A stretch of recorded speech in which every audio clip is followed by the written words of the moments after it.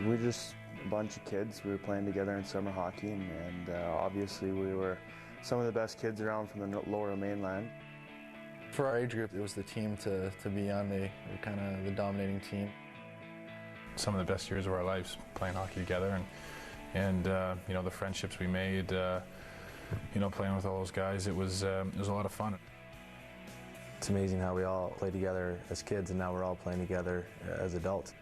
It's a friendship that began 14 years ago. Before they were Chicago Blackhawks, Troy Brouwer, Andrew Ladd, Brent Seabrook, and Colin Fraser were teammates on the most successful summer team in Western Canada, the Pacific Vipers, an elite team that attracted the best players from BC's lower mainland. The memories are all blurred, but the thing that I remember most about them all of the kids on the team, is how focused they were and dedicated to improving themselves.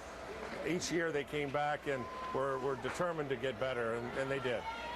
Grisdale and fellow head coach Harold Snaps figure the team didn't lose more than 10 games in its 6 years together, but the most vivid memories were not the wins. The Brick tournament a long time ago, I mean, it was one of those tournaments where it was our first real going away tournament. You know, we had gone to Kelowna and Kamloops, you know, real close places, but the first time we ever jumped on a plane and went on a trip to a tournament, I guess. You don't go for pregame naps then, you go to the water park and wear yourself out. All four are in agreement as to who was the best of the bunch back in the day. Even at the age of 10, Brent Seabrook was hounded by the media. One of your defensemen here, Brent Seabrook, he's one of the big guys in this tournament. I'm sure he's being considered as a first-team All-Star.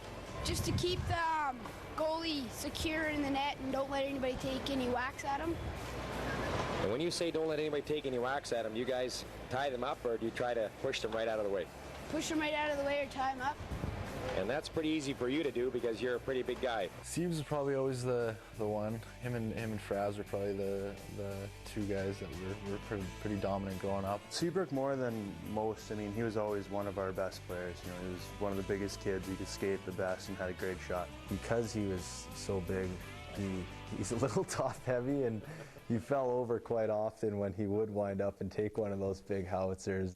Maybe not the strongest skater, maybe just a little top-heavy, but I think he grew into himself okay, and he put it all together. I always remember Fraz was always the guy that was quick to the celebrations. He had the raise the roof call, the sweep the broom, and what was it, take a Coke from the icebox. So Fraz had all the fun celebrations that all the guys seem to do all the time. Yeah, I've grown up since then. I'm a lot more mature now, and I like to keep it low-key now. I think Snaps had a problem when he started curling on the ice and guys were sweeping with their sticks. All four went on to star in the Western League with different teams, but the friendship was quickly rekindled when they became Chicago Blackhawks.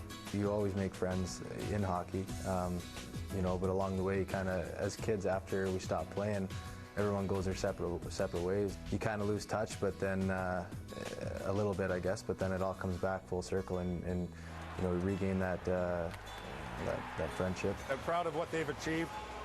Each of them come from wonderful families. So yeah, I feel a sense I'm just like everybody other fan. I'm really astounded that they ended up together and they're doing so well. You know, it's still new to us that we're all back on the same team. So I mean, it's still a lot of fun. We still talk about it all the time, and like you say, there hasn't been enough that happened that you forget things like that.